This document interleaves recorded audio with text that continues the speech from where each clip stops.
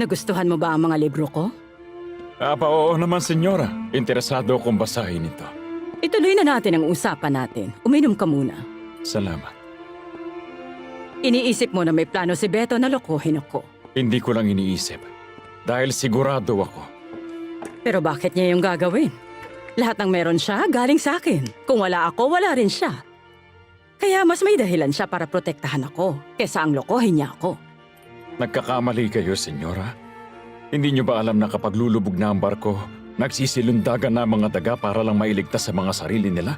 Ganon din mismo ang ginagawa ni Beto. Alam niyang pwede siyang makulong kaya gagawin niya ang lahat para mapigilan yon. Paano? Kayo ang ididiin niya pag nagkaipitan na. Kaya itinatago niya ang sulat ni Berta. Kapag dinala niya yun sa mga pulis, makukulong kayo.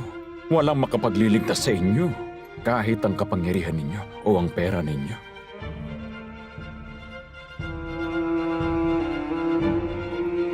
Hindi talaga ako makapaniwala sa sinabi niyo. Sobrang nakakalungkot lang. Ang bata pa ni Fedra para mamatay. Pasensya na, Soledad. Nakita niyo ba si Florentino? Hindi, bakit? Sabi ni Lucy, pinuntahan niya raw siya doon sa pwesto niya pero wala siya roon. Nag-aalala ako sa kanya. Pinuntahan niya si Valeria Altamirano. At alam nating masama ang babaeng yon. Pasensya na, Abril. Siya nga pala ang mama mo. Hindi, huwag kayong mag-alala. Totoo naman ang sinabi ninyo. Di niyo lang alam kung gaano kasakit sa aking isipin na nagawa ng mama ko ang ganong kasamang bagay kay Veronica at maging sa inyong lahat. Mas lalo na ako. Masakit sa akin dahil hindi ko nagawang palakihin ng maayos ang anak kong si Beto. Maling landas ang pinili niyang tahakin. Sobra akong nagdusa sa kanila ni Fedra.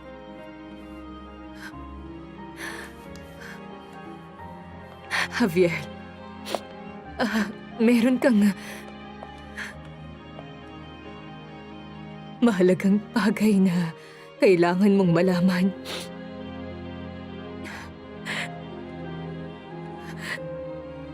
Si Fedra, may malubha siyang sakit. Sigurado ka talaga sa mga sinasabi mo sa akin? Sigurado? Saan? Na maniniwala ako sa mga sinasabi mo. Bakit hindi ba? Ay, siyempre hindi ako maniniwala. Mas naniniwala ako na nag-abala ka talagang pumunta rito dahil gusto mo kong subukan takutin at sindakin. At aaminin ko, muntik mo na ako mapaniwala. Pero buti na lang, pinagana ko ang utak ko. At naalala kong kung meron mang matutuwa na makita akong naghihirap at talunan, ikaw yon. Ikaw at ang mahal mong si Rosalinda. Ikaw at ang hangal na si Soledad Romero. Ikaw, kasama ng lahat ng mga kaawa-awa at kasuklam-suklam na mga taong parang hayop na nakatira doon sa marumi at nakakadiring tenement na yon. Lahat kayo, ang tanging gusto ninyo ay makita ako maghirap at bumagsak.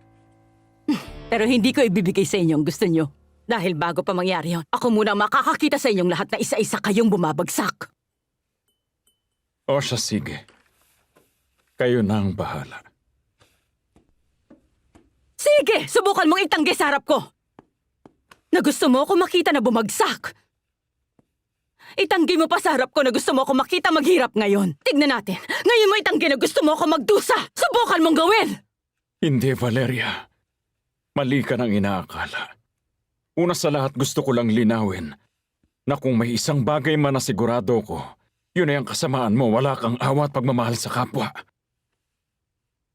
Pero hindi ko gusto na makakita ng tao na bumabagsak.